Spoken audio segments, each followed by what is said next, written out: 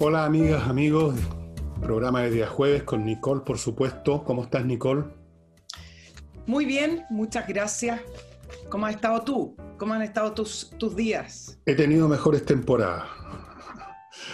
¿Cuándo? Siempre me No sé, pregunto, ¿cuándo fue esa temporada, la cuando, adolescencia? cuando tenía como 6 años, probablemente, o 7. Esa era la época gloriosa para todos nosotros, para todos.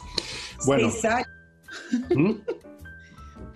Yo diría que yo lo subiría un poquito, ¿ah? Un poquito más arriba. La edad gloriosa, un poquito No, no más sé. adolescente, digamos. No, para mí la adolescencia, no, una etapa media tontona por la que pasamos todos los seres humanos. No, la niñez es la que está con los ojos bien abiertos mirando el mundo por primera vez y maravillado de lo que ve. Después, después, no. Los seres humanos somos como una mariposa que se convierte en polilla, en vez de ser al revés. Bueno, ¿qué tienes en carpeta? Bueno, esta polilla tiene varias cosas en carpeta. Vámonos con algunos temas. Eh, en el plano judicial político, elegí comenzar con la noticia que fue los titulares del día miércoles, ya que estamos grabando este día para el jueves para nuestros auditores, sobre el final del caso Corpesca. Después, háganse una idea para nuestros auditores, 6 años de investigación, y el tercer tribunal oral en lo penal de Santiago finalmente emitió su veredicto. La sentencia no se va a conocer todavía, se va a conocer en abril, acerca del ex senador Jaime Orpiz. ¿Y en qué lo declaró culpable? Culpable en 6 casos de fraude del fisco y por cohecho cuando era parlamentario. ¿Qué pasó con la trama acerca de el delitos tributarios? Bueno, no fue declarado culpable en esa lista. Pero déjame emitirte una opinión que no tiene que ver quizás con una opinión de un abogado, pero del punto de vista político me parece muchísimo más relevante las sentencias con respecto a fraude al fisco y cohecho que delitos tributarios, porque delitos tributarios lo puede hacer cualquier persona. Tú, yo, cualquiera de nuestros auditores puede caer en delitos tributarios. Pero el cohecho y fraude al fisco no puede caer cualquier persona, y acá va el tema con respecto a la responsabilidad del cargo. Y esto todo en el marco del financiamiento irregular de la política.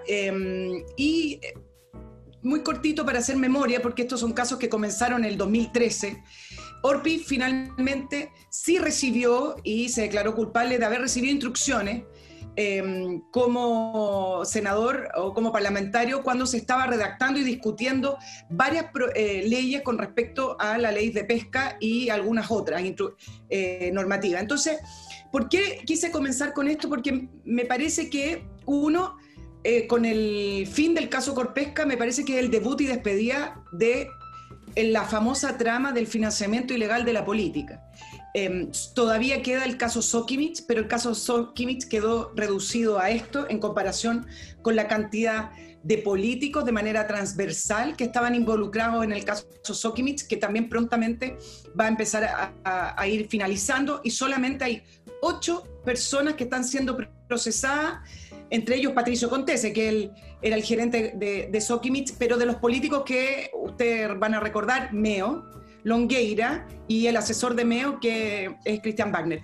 Pero la sentencia de Sokimich va a ser menos relevante que en el caso de Corpesca, que apunta directamente a lo que quiero comentarte, y tiene que ver con el famoso modelo. Cuando viene la crítica a estos 30 años de la concertación, o viene una crítica, aprovechan de criticar el modelo neoliberal, como habla el Frente Amplio o políticos nuevos, me parece que este es el modelo que no funcionó en Chile, si es que hubiera que decir que algo no funcionó.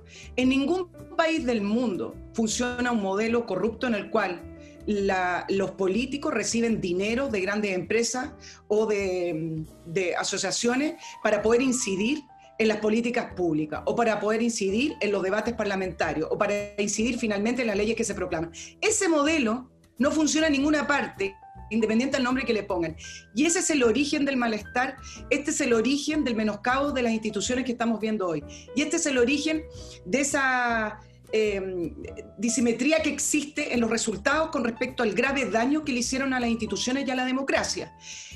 Ese es ese malestar que uno siente y que termina siendo injusto, que políticos recibieron durante yo diría que 30 años, si hablamos de los 30 años de la Concertación, estuvieron recibiendo dinero para sus bolsillos, dinero también para financiar las palomitas de la calle, para financiar las campañas, pero principalmente para sus bolsillos. Dinero para los partidos políticos, directamente de empresas. Bueno, ese es el origen del menoscabo de las instituciones. Y como no hay resultados reales, como no hay resultados concretos, y Jaime Orpis se convierte en el chivo expiatorio, el malo de todos los males, cuando él mismo en tribunales declaró que esto era una práctica generalizada, y porque ni siquiera necesitamos que lo diga Jaime Orpis, lo sabemos que era una práctica generalizada, y entonces cuando uno ve que Fiscalía finalmente tiene a muy poquitos condenados, juicio abreviado, bueno, este es el origen de todos los males que estamos viviendo hoy. Y por eso quise comenzar con este caso, y para darte el pase, Fernando, solo hacer un poquito de memoria, porque son juicios muy largos, son juicios en que uno va perdiendo un poco de vista quienes estaban involucrados, y decir que todo esto comenzó el año 2013 con el caso Penta, pero no por una lista política, sino más bien por Hugo Bravo, quien trabajaba con ellos, casi socio de los fundadores de Penta, y donde tuvieron un problema de un finiquito. Luego de ese problema judicial entre ellos fue que se descubrieron las aristas de Penta y financiamiento de la política, principalmente a la UDI, las aristas de Sokimich, también salió de Penta, donde se descubrió que Sokimich era más inteligente que Penta y financiaba transversalmente a todos, y donde se fueron de ahí detectando otros casos. El caso Corpesca me parece que salió un poco de una manera más involuntaria a través de una investigación a Marta Isasi, que tuvo un problema con un empleado también. Y de ahí surgió el caso Acipes. ¿Quiénes son Acipes? La Asociación de Pesquera del Sur, donde les quiero decir que se cerró sin resultados después de más de 4 años de investigación, y donde se detectó que efectivamente había una red, valga la redundancia, entre los pesqueros y los políticos, que permitía incidir en los resultados de las leyes que votaban. Entonces, hizo un pequeño resumen, porque esto ustedes podrían estar leyendo eternamente, muy largo el proceso, para decir que yo creo que si hubiera que apuntar en algún minuto de inflexión con nuestra democracia, a mí me parece que es el descubrir que nuestra clase política no hacía los deberes como debía, y sin embargo estaba totalmente coludida con un mundo empresarial que no es la minipyme, que no es la panadería, sino que los grandes de este país. Bueno, tú dices que la corrupción está en el origen del malestar de la gente. Puede ser que sea un factor. No sé si está en el origen en el sentido que es como lo esencial. Parto de la base que la corrupción está presente en todas las sociedades que yo haya estudiado, en todas, absolutamente en todas, salvo fases muy breves en las cuales reina la pobreza, que facilita la honestidad, y la simpleza, el sistema social, que todo está muy a la vista, y los patrones de conducta son muy potentes y hay sanciones muy fuertes, sociedades tradicionales por un breve plazo. Apenas entra un poquito de prosperidad, se descompone todo muy rápido. Y no voy a darte ejemplos históricos para no latear ni a ti ni a los espectadores o los asistentes de este programa, pero así ha sido en todas partes. Una vez que entra el dinero, empieza a operar un factor permanente de la especie humana, que es la codicia, con el afán de llenarse los bolsillos, enriquecerse, o de hacerle favores a otro por el afán de ganar, enriquecerse en favores, digamos, que te deban cosas. Entonces, eso se ve en toda sociedad. No hay ninguna que no funcione con un grado importante de corrupción. Si entendemos corrupción como una desviación en algún grado importante de las normas teóricas de funcionamiento que nunca se han materializado. Te digo, salvo por momentos breves, o sea, lo normal, podríamos decir, al revés de lo que se piensa, es la corrupción, y no viceversa. Y no que lo normal es la sanidad y la corrupción es una especie de enfermedad que le aconteció a una sociedad.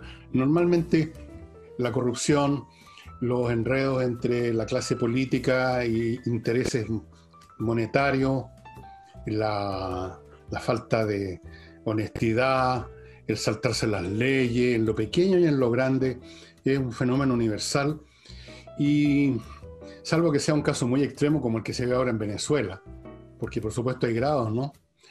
La corrupción está siempre presente, un poco como las bacterias y los parásitos que hay en el intestino. O sea, forman parte de la digestión. Y forma parte de la digestión social un grado de corrupción. Incluso uno podría hacer el caso contrario de que una sociedad absolutamente incorruptible, como pretendía que fuera Robespierre, lo único que causa es un desastre, una pesadilla, no deja espacio a los arreglos, va contra la naturaleza humana y entonces empieza a funcionar la guillotina día y noche. Tú sabes, a Robespierre le decían el incorruptible. Efectivamente no lo podías corromper, pero a cambio de eso, como todos los demás eran corruptos, eran seres normales, se puso a guillotinar gente como loco hasta que lo guillotinaron a él.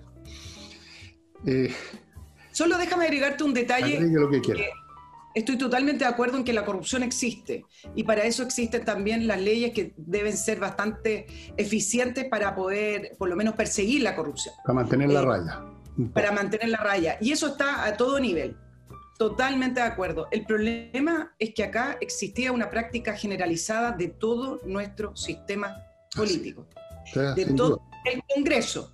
Y también salpicó a la moneda cuando descubrimos que se le pagaban sobresueldo en la época de Ricardo Lagos a los ministros. Y entonces después decían que era para mejorar. Siempre acá cuando se le pone como un título pareciera que no es corrupción. Esto es financiamiento de la política, no es corrupción. Estos son sobresueldo, no es sobresueldo, era para mejorar los sueldos del sector público porque no estaban alineados con el sector privado. Ah, entonces no es plata por abajo de la mesa, en sobres se entregaban. Entonces, cuando se habla de corrupción en los países, es efectivo. Todos los países tienen nivel de corrupción. A donde yo estoy apuntando es que esto era un sistema generalizado y sistemático de relación de la política con el dinero y de cómo manejar el dinero también en la moneda. Entonces, en la moneda me refiero a la casa de moneda. Entonces, ahí es cuando lo encuentro grave. Y más grave se hace aún viendo que ni siquiera hay condenas al nivel de la gravedad de los hechos.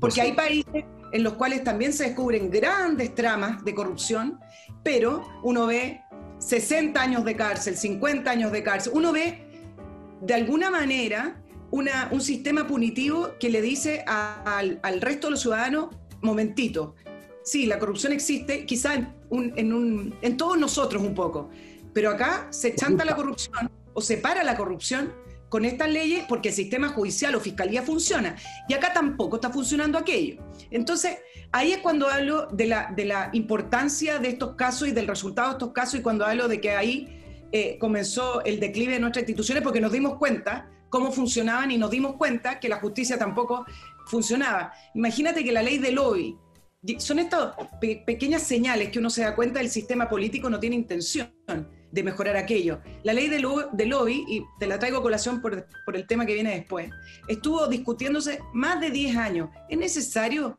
10 años o 12 discutir una ley de lobby que tienen todos los países con democracia desarrollada, entendiendo que el lobby siempre existe y que debe existir? Porque hay grupos de interés, hay ciudadanos de interés, y en eso consiste la democracia. Ir a decirle a tu representante, ir a decirle a tu diputado, a tu senador o a quienes discutiendo un proyecto, este es mi interés y me parece que podría ser interesante que me escuchen. Pero estuvieron 10 años discutiendo una ley de lobby que se promulgó el 2014 y todo estaba muy contento, pero si usted lee la ley de lobby, es la ley de lobby más básica que puede tener un país y nunca más se volvió a revisar después de 6 años para poder agregarle ciertos ingredientes que hacen efectiva la ley de lobby. Y lo voy a dejar hasta ahí porque después esa ley de lobby es la que quiero hablar con respecto al tema de Jimena Rincón. Háblalo al tiro. Ya, nos vamos al tiro. Al tiro. Al tiro nomás. Bueno, lo que ha estado sobre los medios desde que el diario La Tercera publicó este reportaje en torno a la relación que existiría de la senadora Jimena Rincón con este grupo, principalmente del director, no es un grupo, es Gino Lorenzini, que maneja esta especie de asociación bien mediática de Felices y Forrados, que ha descubierto un nicho mediático para poder decirle a la gente dónde cambiarse de fondo y qué hacer con su dinero. Y en este reportaje lo que hizo es por lo menos reflejar y por lo menos informar que Jimena Rincón sí tendría un nexo con Felice y Forrado, que se da no solamente a través de su hermano, que es el abogado de Felice y Forrado, sino que también una relación directa que tiene Gino Lorenzini con la democracia cristiana y también en particular con el presidente actual de la democracia cristiana, Fuad Chaín. Y usted dirá, bueno, pero ¿qué importa que tenga una relación con Gino Lorenzini? ¿Quién es, por lo demás, de importancia Gino Lorenzini? Bueno, porque son estos personajes que se van metiendo en la política y que van actuando por interés propio y que van coaptando en los políticos. ¿Cuál es la importancia? Es que esta relación va por un lado, pero resulta que la senadora Rincón, en la discusión del segundo retiro de fondos de pensiones, en la Comisión de Constitución, intentó que le aprobaran una indicación donde se prohibiría regular, fiscalizar o limitar la función de estos asesores previsionales y donde se permitiría en el fondo libertad de acción para que estos asesores se acercaran a estas personas que han retirado su dinero y poder asesorarlos gratuita o monetariamente. Esa indicación fue rechazada en su totalidad por la comisión, excepto por por Jimena Rincón, y además se fue conociendo otro antecedente en torno a la injerencia que ha tenido Jimena Rincón en la discusión en la Cámara de Diputados a través de la vicepresidenta de la democracia cristiana, Johanna Pérez, donde le pasó las indicaciones que Johanna Pérez tenía que hacer también en las comisiones de la Cámara de Diputados. Entonces, ahí viene el link y uno dice, bueno, ¿por qué le interesa a Jimena Rincón que no se prohíba o que se limite o más bien se regule a estos asesores previsionales? Bueno, porque acá tiene a un personaje como Gino Lorenzini, que utiliza todos los medios y streaming habido y por haber para poder, algunos dicen, beneficiarse él mismo, y además se convierte en uno de estos personajes que uno dice, bueno, ¿de dónde salió y por qué está en esto? Y produce daño. Y eso es lo peor de todo. Bueno, y todo esto en el contexto del gobierno, donde ya está en segundo trámite una ley que es tremendamente importante para el mercado financiero y que es regular a estos asesores, no solamente a Gino Lorenzini, sino que a todos estos asesores financieros y previsionales que dicen saber o que vienen a engañar. Esto más bien es para proteger a la gente. La gente en general no maneja el sistema financiero, la gente en general no entiende cómo funciona y no entiende cómo funcionan los fondos y no entiende en general cómo manejar su dinero. Entonces, regular a estas personas y ponerles penas, además, en el caso de encontrarse ilegalidades o encontrarse conflictos de intereses, etcétera, me parece tremendamente importante, sobre todo porque ahora viene la reforma de pensiones. Bueno, y entonces la pregunta es ¿por qué a Jimena Rincón le interesa que no se regule a estas personas? Bueno, y ahí viene el link con Gino Lorenzini, en el cual hay audios que la comprometen y en el cual también hay mails o correos donde está su hermano en la dirección, pero ella está copiada. Y la respuesta de ella fue decir que no sabía. Nunca saben, ¿eh? No sabía que su hermano era de... Y eso es todo nunca lo que sabe, dijo. nunca sabe, pero ella intercedió cuando era ministra del Trabajo para conseguirle una reunión a Gino Lorenzini con la presidenta Bachelet. ¿Qué hace Gino Lorenzini sentado en La Moneda conversando con la presidenta Bachelet? Entonces, aquí es donde entra el tema del conflicto de interés, aquí entra el tema, quizás si vamos para atrás, en el caso de Corpesca, donde tú tienes a personas de intereses o grupos de intereses actuando directamente con nuestros parlamentarios, actuando directamente a través de sus intereses. Hay un ex trabajador de Felice y Forrado que habla de cómo se le ha preparado indicaciones y material a Jimena Rincón. Entonces, mínimo que se empiece a investigar. Hay información suficiente para que Fiscalía pueda investigar si acá estamos ante un caso de corrupción. Me parece que por lo menos hay que despejarlo. Bueno, ahí tienes tú cómo funciona esta cuestión. La corrupción es siempre sistemática, abarca todas las instituciones. Tú no puedes... Cuando tú cometes un delito individual, eres un delincuente, asaltaste un banco, le pegaste un carterazo a una señora, a lo más eres una banda que hace un acto aislado, un portonazo, un alunizaje. Pero la corrupción es una cuestión que por definición abarca estamentos institucionales. Influencias políticas, hay que tener también en el bolsillo, o más bien dicho en la billetera, a gente de la justicia, hay que tener a autoridades del gobierno o del Estado, digamos, hay que tener comunicadores, hay que tener todas esas cosas, y por eso es un fenómeno, un animal distinto a la corrupción que el delito, y es un animal distinto porque es general, integral y sistemática, siempre. Y por lo tanto, lo que tú me estás contando, que yo no lo conocía, no me extraña en absoluto. O sea, los detalles no los conocía, pero el principio lo conozco. Por un lado tenemos, en el caso entre paréntesis, específico, alguna vez me llegó una invitación a sumarme a eso de los felices y forrados, como de eran, le llegaba a millones de chilenos. Millones. Pero me hice la reflexión, que lamentablemente muchos chilenos no se hacen, que si alguien tuviera un sistema mágico para ganar más plata que lo que ofrecen otras instituciones, esa ventaja duraría un día, lo que se demora en las otras instituciones en copiarla. Se produce inmediatamente un empate y queda todo igual de nuevo. No existe un método mágico. Pero, bueno, desde tiempos inmemoriales, probablemente desde la época de las cavernas, los que estafan a la gente se basan en el principio de la codicia. Desde el sistema ese del mazo de billete, que en el fondo son puros papeles con un billete arriba nomás, y hay todo un cuenteo para que tú compres ese paquete de papel, pasando por todos los demás sistemas que se han inventado, y la gente cae una y otra vez en las mismas trampas, lo cual hace que a uno lo lleve a ciertas reflexiones sobre la inteligencia de la raza humana, diría yo. Así que a veces pienso, bueno, si alguien resulta estafado por estas cuestiones, se lo merece, por huevón. Perdonen que sea tan directo, pero estas cosas hay que pensar un poquito. Ahora, volviendo al tema de la corrupción y toda esta gente que tú dices que está involucrada, bueno, sí, así es pues, esta cuestión. Así funciona.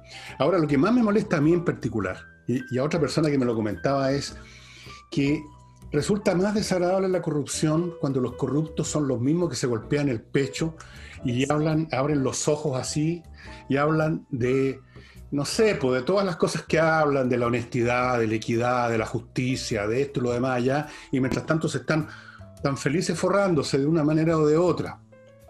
Eso es lo que más molesta a esta gente que se ha subido a un púlpito a darnos lecciones de moral, de política, de equidad, de decencia. Venimos a purificar la política, somos los buenos, los otros son los malos, y están metidos hasta el cogote en todo.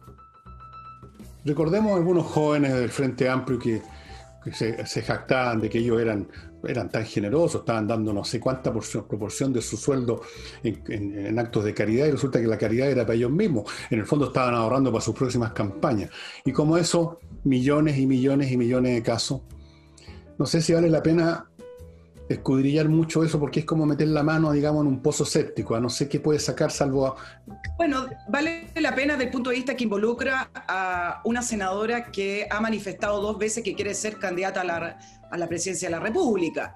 Fue una ex ministra del Trabajo. Acuérdate que fue la primera ministra del Trabajo que desestimó las cifras del INE. Cuando salieron las cifras de desempleo en el segundo gobierno de Michelle Bachelet, que por supuesto no eran buenas, eran pésimas, fue la primera en decir que el INE se equivoca. Entonces, tienes un estilo de comportamiento que me parece que es poco responsable, y por otro lado, si tú le revisaras los Twitter y las consignas que levanta Jimena Rincón con respecto a la igualdad, me acuerdo cuando comenzó la discusión de las ayudas de gobierno, ella tuiteaba y decía, presidente Piñera tiene a su pueblo muerto de hambre, por favor. O sea, estamos hablando de una persona que me parece que hoy no ha encontrado su sitial político. Bueno, cuando le preguntan cómo puede criticar tanto hoy a las AFP y haber sido directora de parte del directorio de Provida, bueno, siempre tiene una manera de salirse, pero son estas personas que han estado involucradas en tantas redes y en tantos años, han vivido prácticamente la política, que me parece que vale la pena, por lo menos, que se levante una investigación y que la democracia cristiana también diga al respecto un poco más de lo que ya respondieron. Mientras más grande es la máquina de corrupción, menos se sabe, por lo mismo. Por ejemplo, yo estoy casi convencido por 2 o 3 datos matemáticos, estadísticos, que en Estados Unidos se produjo efectivamente un fraude electoral masivo. Pero como le decía a mi señora acá, que me decía esto, se va a saber, no le decía, precisamente porque es grande, porque es una máquina tan vasta que no va a pasar nada. Y ya se está demostrando en los hechos, los jueces desestiman la información, las comunicaciones, los comunicadores están absolutamente del lado de Biden. Es decir, si la máquina es tan grande, tú no tienes nada que hacer. De manera tal que, en el mejor de los casos, no puedes esperar cosas como las que ocurrieron ustedes quizás se acuerden, ¿no? En los primeros años del gobierno de Putin. El sistema soviético ahora es una cleptocracia. No es el socialismo, es una cleptocracia, es un sistema manejado por los varones del capitalismo putrefacto que se formó allá. Una serie de tipos se apoderaron de todas las industrias que eran del Estado. No sé si te acuerdas cómo fue el mecanismo, Sí. pero se apoderaron de todas las industrias del Estado. Algunas las vendieron, otras las reformaron, en fin, se hicieron inmensamente ricos. Y la corrupción es generalizada de una manera increíble en Rusia. Entonces, ¿qué hizo Putin en un momento dado? Le arrojó una cabeza al populacho. Un gran empresario que además resultaba que era judío, así que servía a la pasadita para tirar por ahí, digamos, despertar los viejos sentimientos antisemitas de los rusos, que son bastante fuertes. Entonces, era efectivamente un ladrón, el tipo era un sinvergüenza, pero fue el único. Los demás siguieron y siguen. Entonces, ahora en Perú meten preso un tipo. ¿Y cuántos estaban metidos en el asunto? Si no es un tipo, cuando hay una corrupción, no es un tipo el que está pecando, es una malla, son mallas, como tú dices, son redes de influencia, qué sé yo, o no sé cómo llamarla. Entonces, de vez en cuando ya la presión del público es muy grande, arrojan una cabeza como hizo Putin, arrojan otra cabeza, matan a un fulano por acá, pero el sistema sigue siendo el mismo. Ahora, en un país donde aparece, como lo comenté el otro día, un diputado del Frente Amplio, creo que era, hablando de la sangre que ha derramado Piñera. ¿Qué sangre? Cuando precisamente por no derramar ni una gota de sangre estamos donde estamos. Perdónenme que lo diga tan de frentón. Entonces, en un país como ese, que aparezca doña Jimena Rincón, otro de los genios deslumbrantes de este país, hablando de que el país se está poniendo de hambre, mientras ella y otros, mientras tanto, están felices y forrados. No tiene nada extraordinario. Mira, el otro día, a propósito de ella, leía una descripción de estos personajes políticos y ella la describían como estas progresistas vestidas de Chanel, porque tú sabes, siempre bien vestidas. Pero mira, te dije solamente como un pendiente hablar de la ley de lobby, porque a lo mejor nuestros auditores dirán, bueno, ya tenemos una ley de lobby, se regulan las reuniones. Bueno, la ley de lobby en Chile funciona de una manera bastante básica, en el sentido que usted, si quiere reunirse con algún parlamentario, con alguna autoridad de gobierno, tiene que pedir a través de la plataforma una reunión y poner la especificación de por qué, y puede ser rechazada esa reunión. Entonces, varios asuntos. Mucha gente entra a la ley de lobby, primero, con el nombre X, pero la reunión se efectúa con otra persona. Dos, ponen motivos, que son motivos siempre bastante simples, y hablan de lo que realmente quieren hablar. Solo dos datitos. En las democracias desarrolladas, en varias, esas reuniones que son solicitadas a través de la ley de lobby o de la plataforma, tienen que ser con una tercera persona presencial, que tiene que ir anotando lo que se conversa en esa reunión. Dos, tiene que ser en salas transparentes para poder ver que la persona que llegó es la persona que solicitó la reunión. Y una serie de otros detalles, que no son detalles, porque marca toda la diferencia. Y en tercer lugar, cuando se rechazan las reuniones o se da el ok a la reunión, también tiene que estar muchísimo mejor argumentado y tiene que pasar por otro proceso. Entonces, hoy esto es como el sistema de mercado público, nos conformamos con tener la herramienta. Tenemos mercado público, entonces las compras del Estado son totalmente limpias y claras. No, lo que tenemos es una muy buena plataforma digital, pero lo que ocurre en el interior, de las licitaciones, lo que se escribe, el cómo se escribe las licitaciones, los plazos, eso no funciona bien, eso está totalmente dirigido. Bueno, esto es lo mismo con la ley del lobby. Si quieren perfeccionar realmente y levantar una agenda anticorrupción, que es lo que viene ahora, se supone que era parte también de la respuesta del 19 de octubre, levantar una agenda anticorrupción más potente. Bueno, mejoren la ley del lobby y háganla como corresponde, con una secretaria que anote o con una tercera persona, háganla transparente. Pero eso de la ley del lobby da lo mismo que sea buena o mala, Nicole, porque no veo cómo tú puedes impedir que la gente se reúna en cualquier parte. Y da lo mismo que pongas un vidrio, unas cámaras, tú puedes hacer todas esas payasadas. Y igual tú puedes tratar otros asuntos por teléfono, por último en el campo de golf, en la playa, en las casas simplemente. Así que la ley del lobby es algo tan absurdo, la ley de anticorrupción, como que yo promulgar una ley contra la gravedad. No tiene mucho sentido. No, a mí me parece que está bien que hay que regularla, porque de alguna manera se encausa, hay un camino. Y porque yo creo que no. No, porque si tú te reúnes de una manera informal en un campo de golf o en tu casa, como lo que fue la reunión el candidato Abbott en la casa de Girardi, da pie para investigar, podría constituir un delito. Cuando tú pides reunión a través de la ley del lobby, que están supuestamente muy bien reguladas, ya no constituye un delito el poder manifestar tu interés. Sí, sí, claro, pero eso asume que tú puedes enterarte de todas las reuniones. Resulta que de la única reunión en todos estos años, la única reunión de la que hemos sabido es esa que tú siempre mencionas de Abbott, con Abbott y Costello, con el señor Girardi, ¿con quién más? ¿Y tú crees que es la única reunión que ha habido en todos estos años, todos los años de la concertación, todos los años que han venido después? Que la única vez que se reunió alguien con alguien para ver temas políticos fue en ese famosa, no sé si fue almuerzo, cena o qué diablo. Está bien, O sea, pero voy a hacer el siguiente punto. Déjame decirte que todas esas cosas no funcionan, son una farsa, son un show para el público.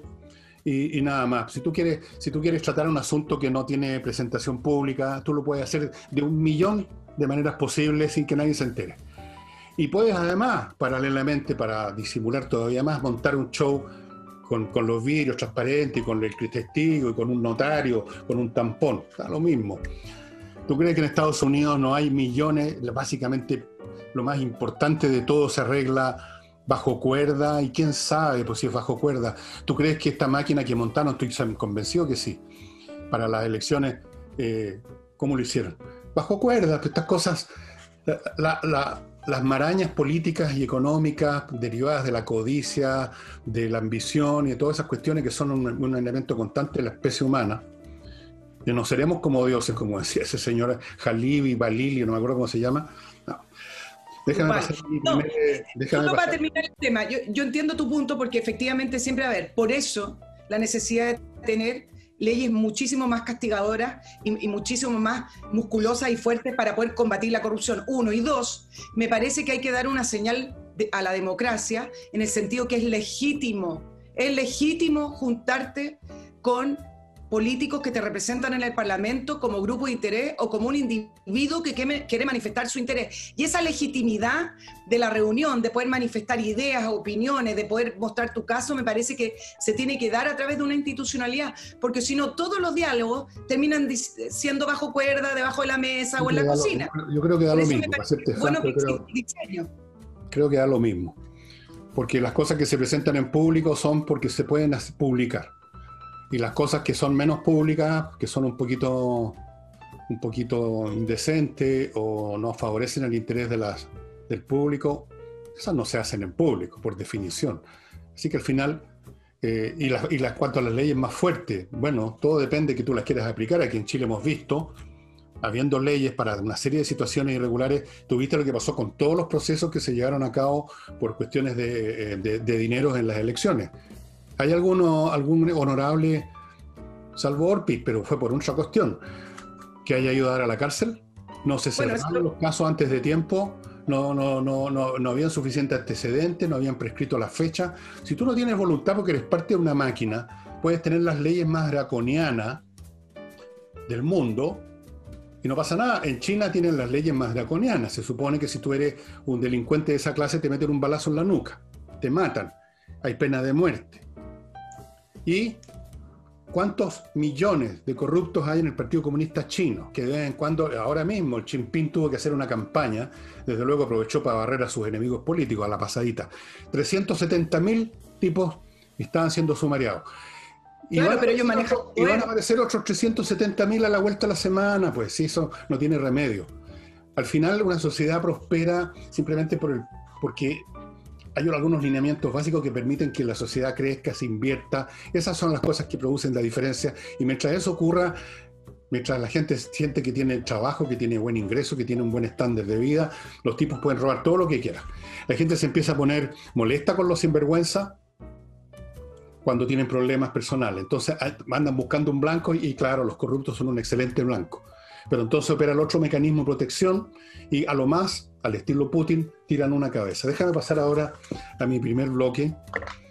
Yo recomiendo a la gente que quiera pureza, que venda todas sus cosas y se vaya a un monasterio, las monjas clarisas. yo estoy ya presentando mi solicitud, pero no me dejaron porque soy hombre. Pero eso es un detalle hoy en día, parece, ¿no? En todo caso. Esos monasterios en Argentina, ahí funcionan bien. Bueno, vamos a nuestro primer bloque. Recuerden, amigos, que si usted tiene un problema, usted es empresario o usted es dirigente de un sindicato, cualquier cosa, y tiene un litigio laboral, recurra a los abogados de GMS, que es un buffet de abogados especializados en temas laborales y que tienen un reconocimiento internacional que ustedes pueden ver en la parte de abajo de la gráfica. Aquí están unos signos, unos símbolos, unas figuritas que tienen que ver con reconocimientos de esa clase. Gajardo, Morando, Schwartz y Figueroa son los abogados principales de esta firma que conoce el tema laboral al revés y al derecho. Si usted va a enfrentar un litigio de este tipo, que son grandes y son importantes, más vale ir con las mejores armas. GMS, el buffet de los especialistas en temas laborales. Y ahora vamos a la compra de oro, que a algunos les gusta mucho. Compreoro.cl, entre a compreoro.cl y vaya registrándose para poder comprar, cuando llegue el próximo envío, si es que ya no está llegando, comprar estas pepitas de 24 quilates de un 99,9% de pureza, cada una de las cuales, aunque son de este porte así, medio palo.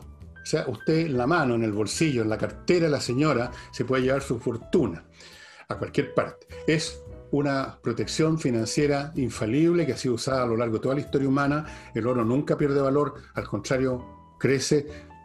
30% fue este año el crecimiento del valor del oro. Así es que compreoro.cl, vaya, y si no hay oro en este momento, porque ha sido muy exitoso esto, regístrese. Apenas llegue el próximo envío, usted va a ser notificado y va a poder proceder. Usted vea esos detalles en compraoro.cl. Esta casa que están viendo a mi izquierda está en Rapel. Tiene 4 dormitorios, una casa separada para un cuidador, 7.200 metros cuadrados de terreno, 130 metros de muelle propio, de orilla al lago, al Rapel. Y todo esto por 13.000 UF, una bicoca. O sea, desde el punto de vista de todas las condiciones, realmente una tremenda oportunidad de negocio.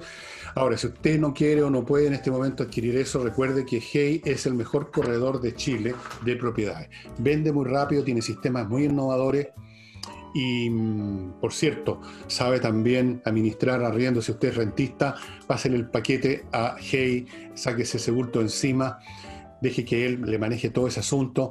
También sabe tasar propiedades, en fin, todos los aspectos del corretaje inmobiliario, déjeselos a Hey. Ahí están los teléfonos, los contactos con Ángel Hey. Nicole. Sí, tú estuviste ya 2 días analizando parte de lo que fueron estas primarias. Me gustaría poder también agregarle algunas de las conclusiones que han ido saliendo y ver si comparte esas conclusiones. Primero decir, igual como lo dijiste tú el día lunes, que sacar grandes conclusiones con respecto a los resultados que se obtuvieron me parece inoficioso porque votó el 3% del electorado habilitado. Pero sí algunos detalles, como por ejemplo que nuevamente se empieza a sacar esas relaciones entre el candidato que ganó y por quién fue apoyado. Esa relación entre apoyo directo de una figura política a otro, que hace mucho tiempo que ya no se traspasa. Bueno, se volvió a analizar como una especie de triunfo para Matei, por ejemplo, el haber apoyado a Camila Merino en Vitacura, versus Salaquet, que fue apoyado por Joaquín Lavín. Algo que me parece también bastante poco